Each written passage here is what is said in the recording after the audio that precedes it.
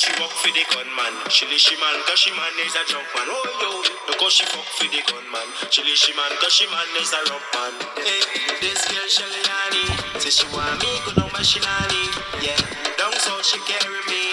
Check out the nanny family. The nanny too nice, the nanny too sweet like sugar and spice. You see how she walk up all day and night. She acts so wet, is I say yeah alright. Nanny.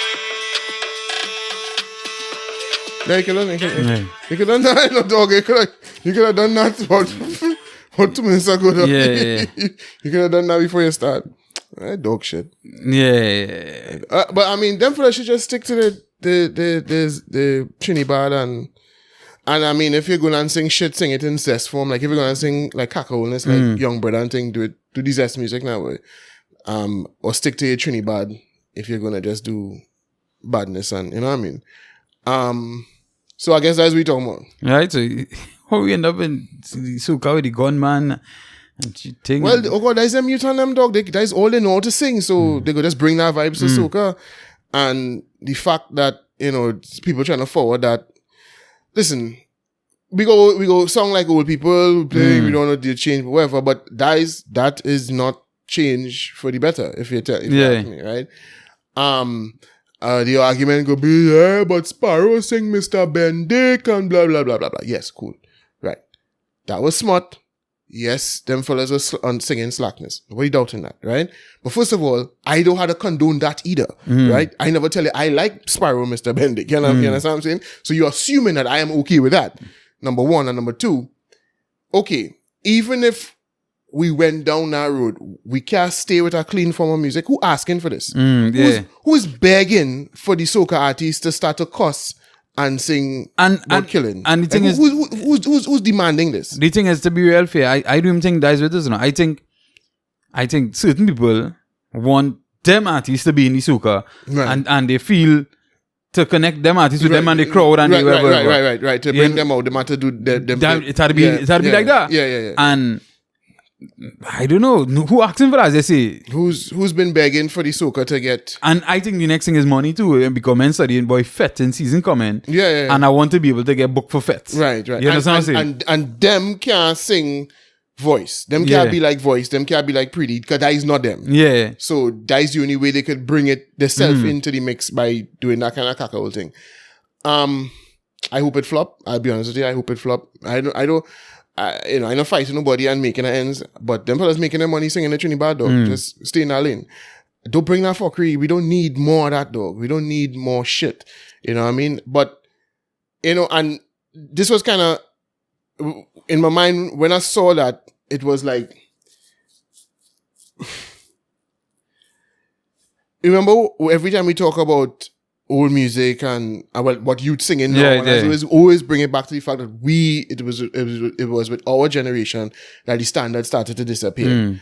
And it was we who started to say, so what happen if you want to cuss, and what happen if you want to sing a little smarter, or if you want to get raw with this, you know what I mean? And now we reach the stage where, you know, our artists just go on stage and basically simulate sex. And look what Carnival is, dog. Carnival is essentially people dry humping on the streets of the nation. That's what Carnival is now. You could say that's okay. You could say that's wonderful. But is that what we want to present as a society? You know, the last time we had a carnival, somebody's asking me if I was taking the train on in town. For what? Carnival is not a spectator sport anymore. If you're not in the wine and jam, you say you're bringing the train down the road to see what? To see Bumsy. To see people with no clothes on simulating sex in the street? Really? You know what I mean? So we go have no standards at all. And then we turn around and say, but what is going on in the society, boy? And listen, we reach the point of this, so whatever the case may be, which is a whole different podcast, right? Because I have my reservations on this whining thing. I don't see the big hype in it, people whining on each other. I've done it. But anyhow, that's a whole different podcast. No, I get where you're coming from. Right. And I'll just say, obviously, I like to engage in the action, but I'm coming to the realization that you mean, yes. Yeah. Right? I mean, people try that is a total innocent thing now, boy. No, you're putting your pelvic area. Yeah. You're touching your genitalia, dog. Right. You know So what I that's it. That whole different thing, yeah. right? Okay, we reach here. I don't think I want to bring the guns into it, gunman and the gun into it. And the cussing. Yeah. The cussing, like, why we so nothing must be free of that? So this clown, what pause for? This con Travis, we're talking about the older generation suppressing who are these soca artists who've been begging to cuss in their music? Who are these soca artists who've been begging to say, dog, you know how long I want to say fuck on a soca track? Who is that? Who is that? And that's Travis Wood and the partner and them all. But the thing is, Travis will have some monster hits. Well, yeah, with Marshall. All them. So I don't understand. Who was suppressing you? Right. Because you now come out here in this thing, though. Yeah. And don't get me wrong, I have full respect for Travis Wood, right? But you come out in this thing after me. You understand what I'm saying? You come out as a DJ and then turn to producer. I never turned to this producer and thing. You now come out here, though. And you reach real far. I see a cast for a party in Miami with Burna Boy and Marshall, and you on the cast. Who was suppressing you? No, but I think what he and who was suppressing artists? If you understand what I'm saying. He's acting as if the older generation was stifling soca artists who wanted to get raw. And I'm saying, who is that? Who is that? His voice, like we talked to voice. Hey, dog, is it that you've been dying to cuss in your music for the longest while? But Sparrow and them fighting you, or David Rudder fighting you? Who's been fighting you to tell you can't sing, raw lyrics? Who has been dying to do that in his soca music? I feel that he just jackass talk. We just want to promote more fuckery because, and ultimately this is, and we hate old people, and we when old people try to enforce rules, we call them fuddy-duddies and stosh, and not stosh, but stodgy and old and backward and old-time-ish. But there's a reason why, because they know when we remove these standards, it ain't long before we reach. Yeah. And I mean, I want to talk to the people who having those issues. I want to ask them if they are children. Because I think that does change the dynamic. That does change the dynamic. And because in thinking for now compared to thinking for the future. You understand what I'm saying? Yeah. Because only until I really... Chelsea was born already, and I was still kind of living that wild life. But until I started to realize the negative effects, and then like, hey boy, dog boy, I had to bring up children and this boy, and then I made a conscious decision to, boy, I don't want to be part of that anymore, right? So I think it's important, I want to find out from them how much of them are children. Like Travis Wood, I don't know if Travis Wood are any children. I don't know. I couldn't care less. But my thing is that we in our society, and it's the older heads' fault, to be fair, they have done a very poor job of communicating why traditional values have existed, right? So in the eyes of most young people, traditional rules and norms, they're only oppressive, so you don't want to do anything but dismantle them. And when if you dismantle something that's oppressive, you don't want to replace it with anything because it was oppressive. But they don't understand that, yes, it might seem oppressive to you, but it existed for a reason. The reason why they would, take a simple thing as the way old people would have been insistent that you dress up when you leave the house. You didn't have to be going somewhere special, but you dress in a particular fashion. Maybe not a three-piece suit all the time, but you dress gentlemanly, right? The reason why that existed was because you are far more likely to behave like a gentleman if you are dressed the part, right? Now, is it possible to behave like a gentleman without wearing a three-piece suit? Of course it is. But we understand we live in a world where not everybody has restraint and forbearance and wisdom they could come out in a rubber ding-dings and a short pants and a vest and still be very respectful and gentlemanly. But other people need some more. And so that's why the rule existed. Now you could say, or the norm, not rule per se, it was a norm. Now you could say, but God, we live in a tropical country. It's hot all the time. People need to be more comfortable. It's very important that we be comfortable when we dress. No problem. So you want to do away with that norm, but what are you going to replace it with? How are you now going to stop the slide from, well, it don't matter what you wear, to it don't matter what you say, and it don't matter what you say, and it don't matter what you do. As long as it's not harming somebody, and then it reaches a stage where even if you're harming somebody, fuck that. Yeah. Right? It come like the fun in the police. You understand? Yes, in a sense. And some people wanted to get rid of the police completely. Right. Until somebody look in to break in your house. Right. And we really need the police. That's why they existed. Yeah. So maybe we need to make some adjustments. Maybe we need to improve some things. Maybe we need to, even if we're going to remove it, we need to replace it with something that does a better job of pushing the values that we want. But no, we don't. So we just say, oh God, they're fighting the artists. You have to let the artist express themselves. And then, okay, cool. And so then if they feel angry, then, they should be able to use expletive. Okay, all right. And now it reached the stage where, that music that if you had to play the censored version, it'll just be silence. And,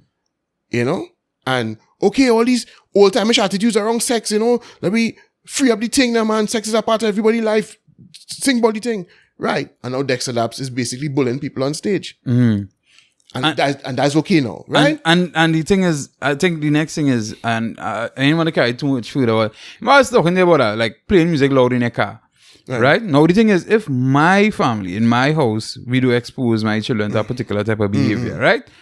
So my child might mean a zest, my child might mean certain things, or whatever the case may be. When that's the standard, and every car pull up next to me is like, it's about temper song. You know temper, right? Where she sat up, I'm on my knees and I'm begging, like I really want to. I was like, whoa, dog. And like the other day, we in traffic and a man pull up and start that song extremely loud. Yeah. And I like, Jesus. And then we sit down and we look around and wonder, why? But how we reach here? How it is we had this madness taking place? We really are mad people, And they always talk about the Scandinavian and all these countries that are so much more pristine than us. Go there and observe their behavior. Is it similar to ours? Do you even? I'm not saying those people, of course, they are prudes. They're not puritanical individuals. They're not Puritans. Of course, they have vices as well, but they aren't. You don't see a society of vices. You understand what I'm saying? Yeah. You don't see, even if there are vices, people, what's supposed to happen is you keep your vices in home. You know what I mean? People don't come out and promote their vices in that way. And other than promote, end up affecting you with their vice. Right, yes. Yeah, because promoting is one thing, but when it's not to affect other people and their families, whoa. Yeah. So we look just United States. Not just in the United States, but all those major countries where you would think their first world they must be better. And yeah, some parts are better, but the parts that are just like Trinidad, when you go there, what do you observe? Not the same degradation of standards. Standards don't exist no more. People walk on the road when they want, they talk all they want. And I mean, to some extent, I'm being hypocritical because, sometimes I don't need to use expletives or foul language on the podcast, but I do. And maybe I shouldn't. You know what I mean? Maybe I should hold myself to a higher standard. And I'll probably try to do that from now on. Right? Well, but to be fair, make sure and see the podcast is for 18 years and over when I but still, I mean, there used to be a point in time where you put a mic in front of a man's face and the last thing you think is to discuss. Right? Whether he was on TV or not, the last thing you think, even to this day, because we are accustomed doing this. But when we were doing the interviews with, drama, right? And we were going around interview on the same podcast. People would start, they hold the mic and start to talk with a radio voice on because they're not accustomed. Because that is how we would, it used to be that way. And it's so dread. Both of us worked in radio, and once you're in a studio, you shouldn't be cursing at all. Whether the mic on or off, right? Obviously, if it's on. But just in case there's a slip. Exactly. Once you enter the studio, there should be no curse words in the studio. Right. Yeah. Exactly. That used to be the norm, but we do away with that. And now anything goes. Now people say anything on the mic. So maybe I know I should hold myself to a higher standard. But that bullshit is we going in the direction of a society that has no hope.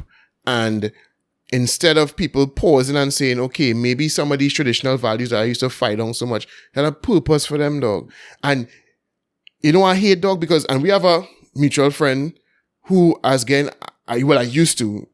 I don't talk to her about it again. But I used to get in arguments about this all the time, and she just don't understand.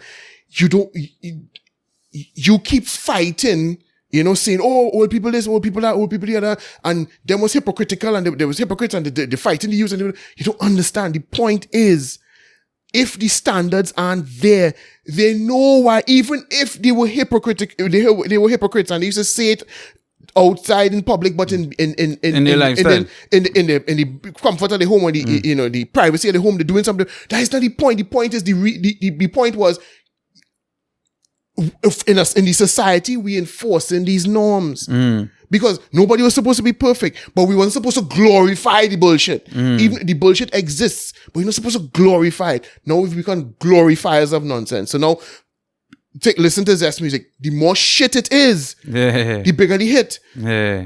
The more retarded its songs, the more repetitive and henny penny the lyrics is, the more vulgar the lyrics are. That is the bigger the tune, that where we reach. So we've been pushing the like exactly. we reach there.